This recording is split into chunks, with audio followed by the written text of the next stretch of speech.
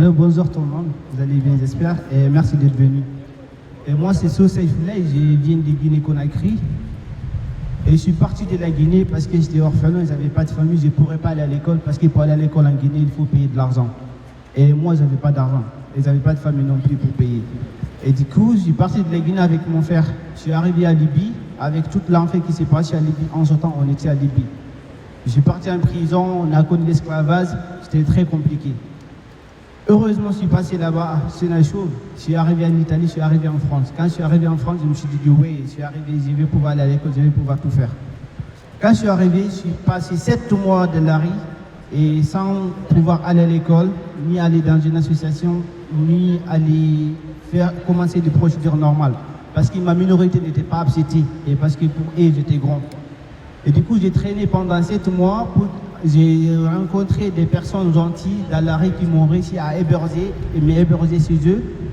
Également faire des procédures pour que je puisse aller à l'école. J'ai commencé à l'école grâce à des personnes qui ne travaillent pas dans des associations, qui n'étaient pas de l'État, des personnes gentilles comme ça, comme des personnes qui se trouvent devant moi.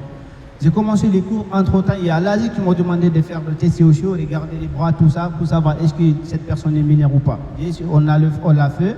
Après 1 an et quelques, et les résultats, ça donne la même âge que j'ai donné avant. Du coup, et même s'est rendu compte que l'État était tort par rapport à mon dossier, s'était trompé complètement pour moi, sur mon dossier. Donc après ça, j'ai eu le prise en charge, j'ai continué les cours, j'ai mes 18 ans. Et les 18 ans, le prise en charge est fini. Il fallait faire une demande de contrat jeune majeur, sinon vous n'allez pas pouvoir continuer à aller à l'école. J'ai réussi à avoir le contrat jeune majeur juste pour 9 mois. Normalement, j'étais censé d'avoir pour 3 ans jusqu'à 21 ans.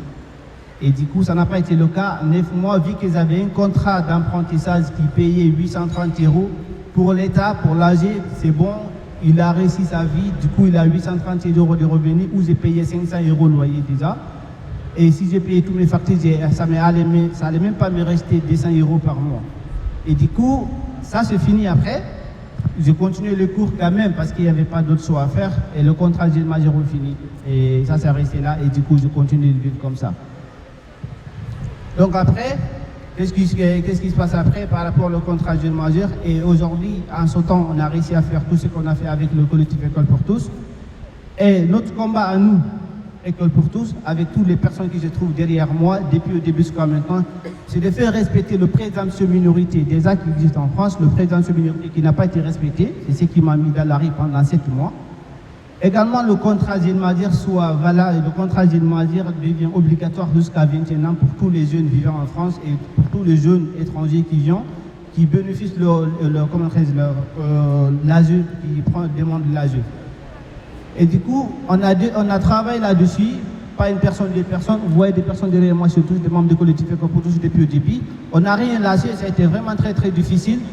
Ce qui a été obtenu, on a quand même réussi à obtenir le contrat jeune majeur devient obligatoire jusqu'à 21 ans depuis décembre 2021 à la promotion de loi d'Adrien Taki. C'est ce qui a été obtenu et c'est ce qu'on demandait. Et ça n'a pas été facile. Et je ne l'ai pas fait toute seule, elle n'a pas fait toute seule. Heureusement, nous avons beaucoup de personnes qui nous ont accompagnés jusqu'à maintenant. Et toutes les personnes que vous voyez derrière vous, c'est des personnes braves. Et on est en train de faire le combat. On ne va pas aussi limiter là.